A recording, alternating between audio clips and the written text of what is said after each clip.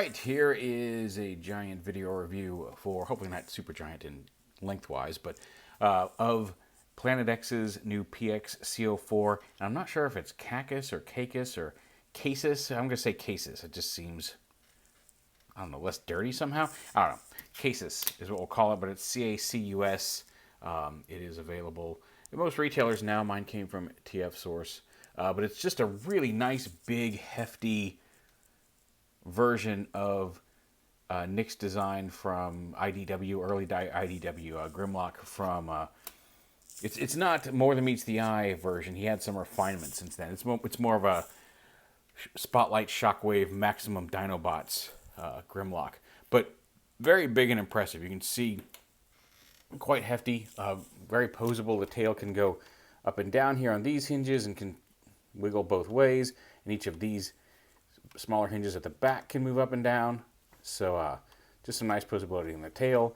He's got ratcheting knees. He's got a thigh swivel here in dyno mode, although if you want to go further than this, you have to lift this little plate, like shoulder plate off. But he's got posable toes, a little posable claw back here. His arms swivel front to back as well as lift up here, and then he's got two little posable talons or claws on each arm. His neck can go side to side, both at the body and the head. The head's a little bit more limited, it's a little tighter, but also look up and down at the head, up and down at the neck, due to some ball joints built in. So you've got a decent amount of range there as well. His mouth opens, he's got a movable tongue inside. Twist his neck like that. So some nice posability up there in the front as well. Like just a big, just a solid chunk of a dinosaur. And just again, just to show you how big he is, here he is with a posable toes. Here he is with a Studio Series Sharkticon, which I think fits, but also, just to give you an idea of just how massive he is, here he is with the Leader Class Studio Series Grimlock. We can get him to stand up here. Fine, stand in your Grimlock mode, whatever. But, yeah, much bigger all around. Very hefty. Definitely metal in this guy. And super cool. He comes with, accessories-wise, he does come with his double blaster and a transparent sword. We'll get to those more in robot mode. I only bring them out right now because the sword has a magnet in the handle. And that magnet in the handle is for... in dinosaur mode, if you push it on his head, will light up his eyes. I don't know how well that's how well it's showing off on camera right now. Let's see. Yeah, there we go. You can see him glow. And then touch the magnet again, and come on. There we go. Turn off. Because there's a little tiny inside his head. I'll show it to you in just a second. So I can't see where I'm... There we go. You just tap it, and then tap it again. Now come on, tap it. There's a sweet spot to get in it, because inside his head is a little chip, and I'll show it to you. And I'm not entirely sure how they managed to... How that works. I mean, I'm sure I could look it up and figure it out, but you just pop this little plate off his head, and inside there is this little chip. It takes a CR927 battery, but it's just this little circuit board right here with the battery. You just put it in his little brain cavity here, like that, and then put the little cap back on, and it just plugs right into his head, and then use the sword and turn his lights on, turn his lights off. Kind of a neat little gimmick they got there.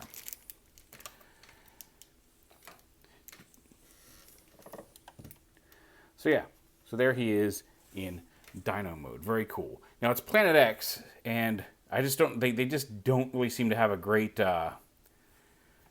track record for the back end of Grimlock, because I had their previous Vulcan, and his back end was a little rough, and it's a little rough here too. The top half is fine, but getting the legs all squared away. I'm going to show you the thing. as we unfold it into robot mode, just so you can see how it's all supposed to go together, because the instructions are tiny and not explicitly clear on how a couple of things need to be aligned, because you do have to have everything aligned just right back here in the back end for this to come together properly. And a transformer, we'll start off here in the back. Again, you want to, right up here on top, lift these panels open here in the middle, which will give you access to pop this whole assembly up here, and get this whole assembly up here. And this panel kind of folds up over this. This panel kind of folds up over that.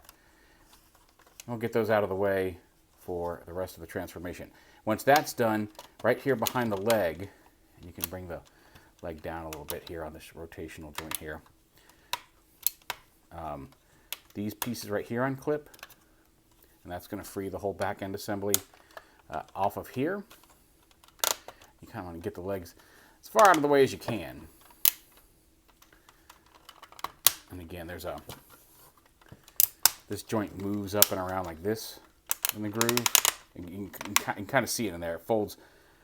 This connector piece right here can go up to the top or fold all the way down around to the bottom for dyno mode. So you kind of get that out of the way, and that'll give you a little bit more freedom when dealing with the legs. You do want to be careful, because apparently these shoulder joints here can break. Mine came from TF Source and had these included in the bag. I believe these are replacement shoulder joints. Actually, I don't even believe. I can clearly tell these are replacement shoulder joints. I have not installed them yet. I will use them if I need them. I haven't had any issues with this. There is, from what I've seen, a potential possibility that these could break here while we're transforming it on camera. I hope that doesn't happen. Again, I've done this a couple of times and haven't had any issues, but that is one thing to be aware of. I will also note that like these arms right here that move up and down are just screwed in from the back here. Like this arm fell off the other day, and it was just because constantly moving it managed to wiggle the screw inside there loose, and it popped off. The screw wasn't stripped at all. I screwed it right back in. Everything was fine, but just something to be aware of. So yeah, come back here and split the tail. This can be a little hard to get started, but get the tail apart, and then this lower half will fold in, and you can see there's a little peg hole and a tab here, and that's where the tail plugs in. That's how the tail locks up in half like that, and that's how it'll store inside the leg. So fold this up. Again, there's pegs and holes, so make sure to line those up when folding the tail pieces up. Get these up out of the way here. These are attached. Now this is where it's tricky, because in order to keep the legs looking solid in robot mode, there's a bunch of panels that fold in onto the interior of the legs here. So first off, get these should pop out just from as you pass things out. If you can get your fingernail under here or something with, let's see if I got a little Lego tool, maybe we can get up under there with that. There we go, come on. These will pop out. They will come out. This hinge here will tend to push them out, but if you just get them out of the way early enough, it's a little easier. And whatever, you know what we'll deal with. We got one out, so we're good. But split the legs here all the way up to here. I'll put this piece right here. It's on a post here. This is, when you're putting this together, the legs in relation, don't worry about where the upper thighs for Grimlock are in relation to the leg pieces of the body. They should be vertically in the hips. As if you were standing straight up, you want them going straight out, and that raises these up enough for this piece to sit on this post here that folds up, sticking straight up. If you have to fold it like this or this is the hardest part it took me to get these legs lined up properly, because again, the instructions aren't super clear on how to angle everything in here properly. But you want to have this up as high as possible, and you want to have his legs, his thighs, going straight off the hips. You can kind of see his red hip piece inside there. So this, when it folds in, is sitting on top of this post straight, because this post, once this is done, folds down like that into there. And then this piece is plugged, the legs plug into the back of this, so you make sure that's unplugged, and then you can kind of get the legs apart here. And this is, like I said, this is where it gets tricky, because the clearance issues of getting these panels out. You need this panel up to get the thigh out of here, like that. You can see this panel opens up, this panel opens up.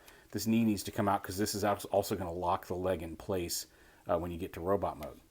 Once you get that free, this actually isn't too bad, but it's getting that folded in with all these panels around each other.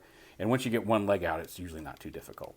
But this comes down, and when you're folding it into dinosaur mode, make sure this pushes. You're going to see a joint pop, see that tab pop out of there. You want to make sure that this joint ratchets all the way back up in there. It should be straight up and down here to give you the clearance. But anyway, before we fold that all the way up, leg piece, tail piece needs to come in. This piece right here folds out. This panel right here folds out. I think that's it. Then this folds in like this, and then you fold this back around like this. This will close and lock like that. It should fold all the way in. Oh wait, no, there's a panel. Hold on, there's two panels here too on this. Lots and lots of panels here on the legs. So make sure this comes out. This comes out and folds all the way down like that. Then you can fold this panel down like this.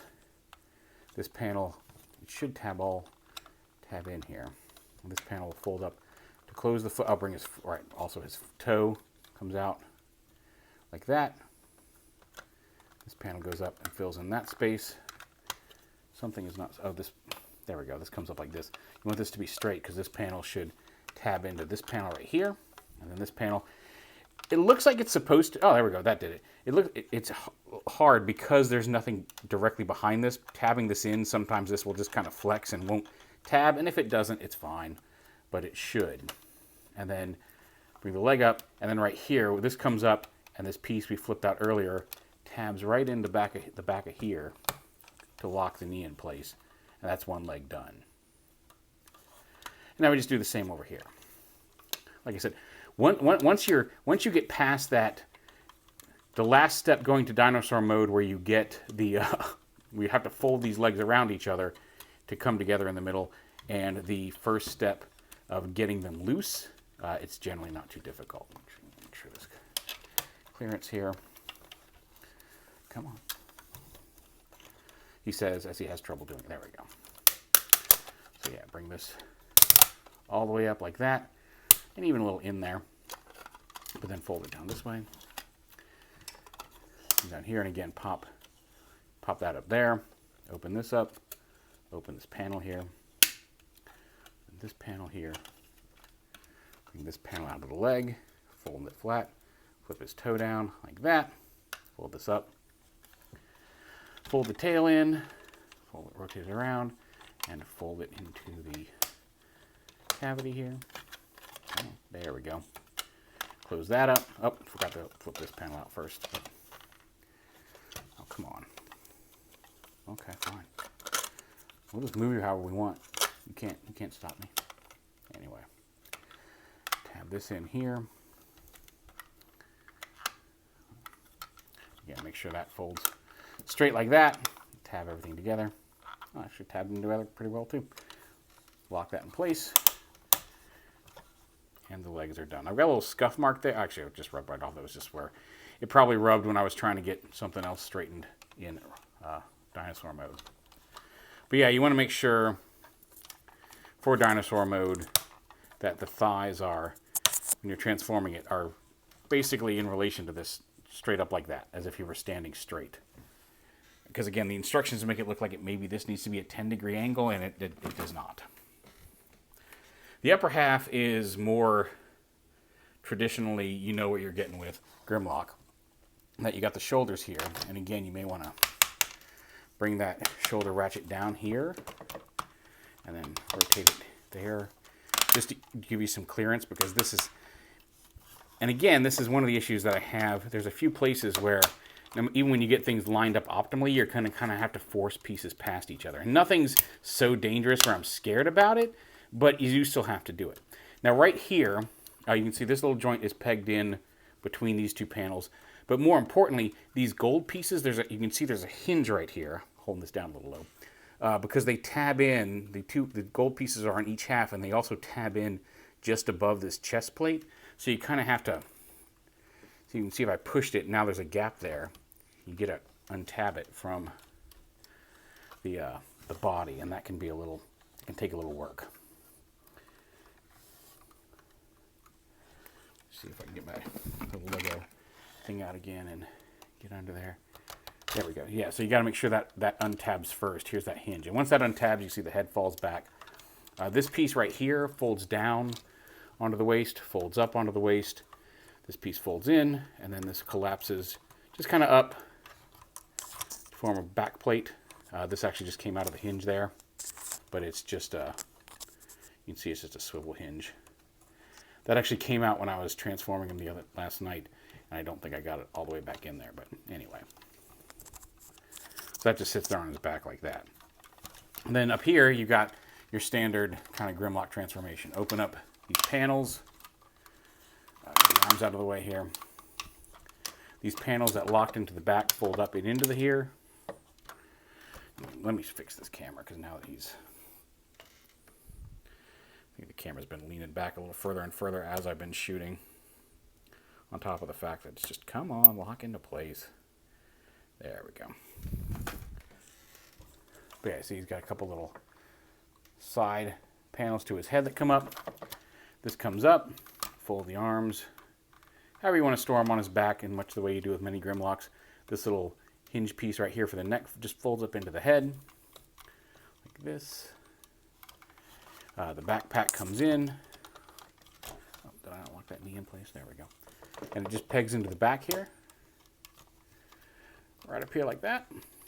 Fold these back. And then the shoulders, bring them all the way up here like this, and then rotate them at the shoulder.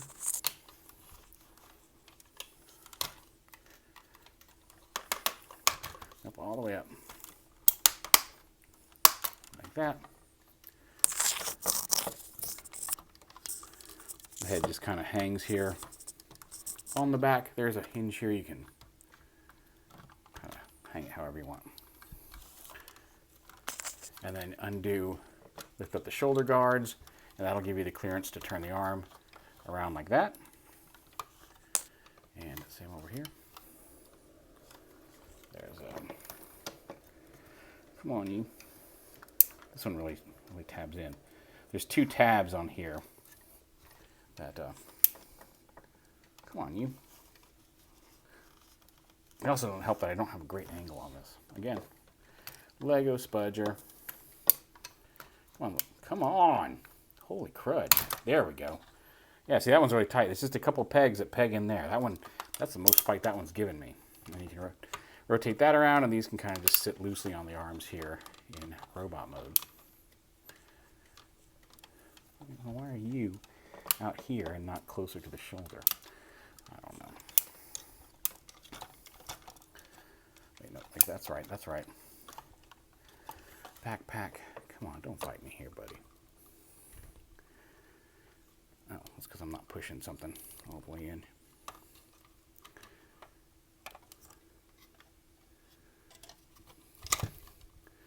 There we go.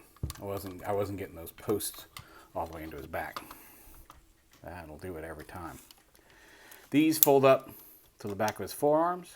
These claws fold up onto his, on the back of his, I guess this is his forearm technically.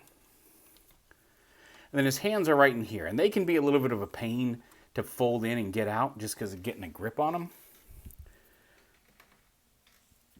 So again, I'm going to use a small screwdriver here. I tried using the handle of his gun, but the forearm just doesn't quite let you get it in there. But his little hand in here.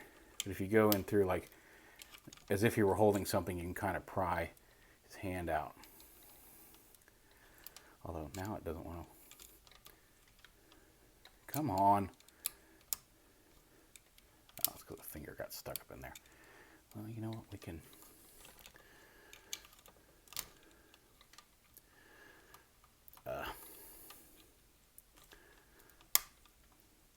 Well, I think I just popped it off of the elbow. There we go.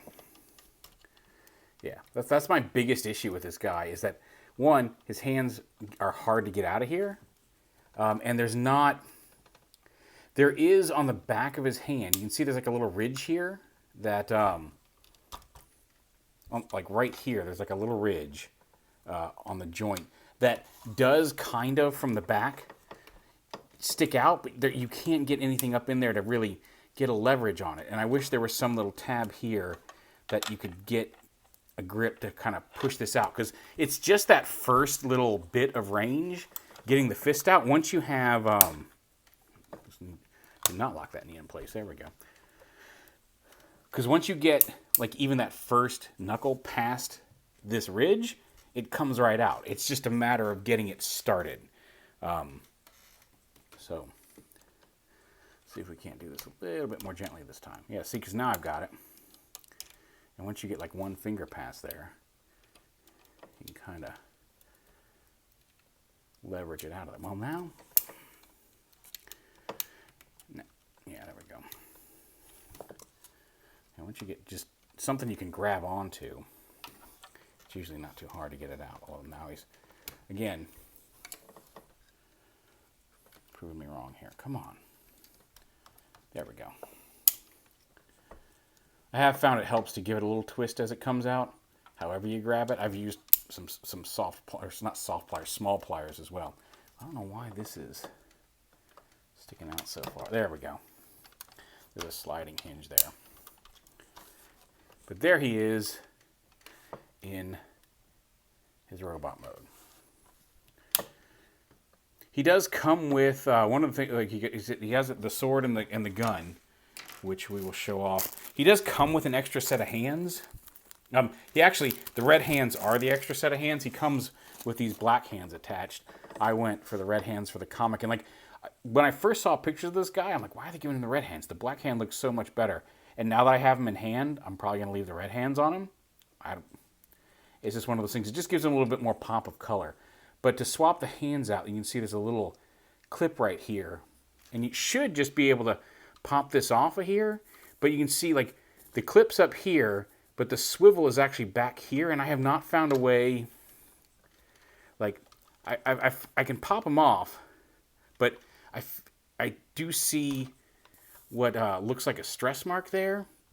So I don't know that I want to swap these out too often. So we'll just do one hand here just to show you what they look like.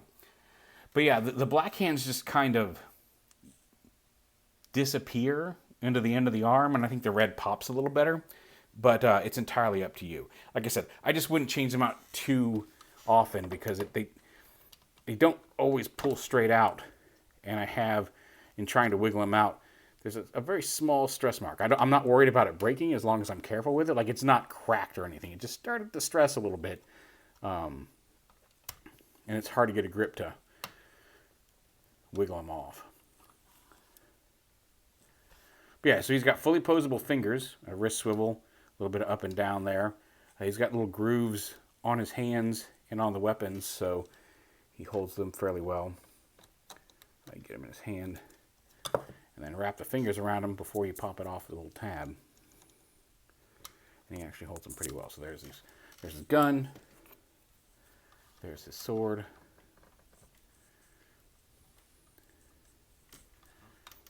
and he's pretty cool. Big, hefty, very neat. Again, I have not had a reason to change the shoulders out. If they break, like I said, TF Source included them in the box. Some retailers, you may have to ask for the replacement parts, especially if you got them early, because I don't know how long. I know he's been out for a while, and TF Source just got him in last week. I don't know if they were waiting on the replacement parts or what, but they did come with them already in the box in like a separate little bubble wrap. But anyway, so he's got a ball joint at the neck. You can move these little side to sides here. His robot eyes don't light up. I feel like I'd get more use out of that feature, but oh well. But then he's got a ratchet here. Okay, fine. Just drop your gun. We don't need it. And then a ratchet here. You know, I really do like this dude. I think he's really cool. I wish his backpack would stay together a little better than that, because making me look like a goof in my own video review, which, I mean, I know I'm great at doing that myself, especially depending on which corners of the internet you read, but whatever. Anyway, the double ratcheting shoulders here. Although I guess it was kind of my fault for putting the shoulder pad into the backpack. But he's got a bicep swivel, dual hinged elbows here. You already saw the wrists. He's got an ab crunch, both like a side to side here at the top of the body, and then an ab crunch there actually at the waist, which again, he's heavy. If I started to lean him back, this would automatically click back. But there are like here, here. There kind of some. You don't hear it click, but there are kind of some soft detents in that as well for posing. He's got this, ratcheting hips in both directions, out and back to side. All these armor panels can move out of the way. Thigh swivel.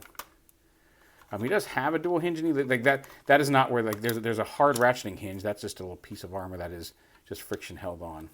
Nothing bad happened there. You just plug that right back in.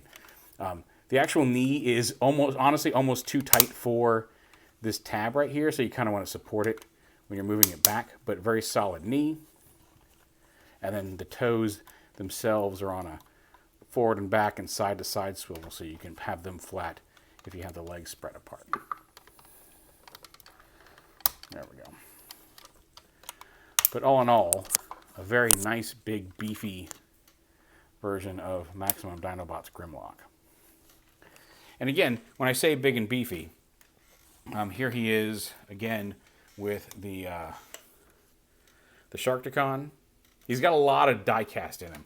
I don't know exactly which parts are, but like just picking him up, you can tell there's some metal in this dude because he's hefty. Here he is with, again, the Leader Class Studio Series. And again, just huge. Like even just showing him next to the Leader Class, you don't realize just how. I mean, he's not going to be like Omega Supreme size. He's not a Titan class Transformer size, but he's just big and has a massive presence on the table.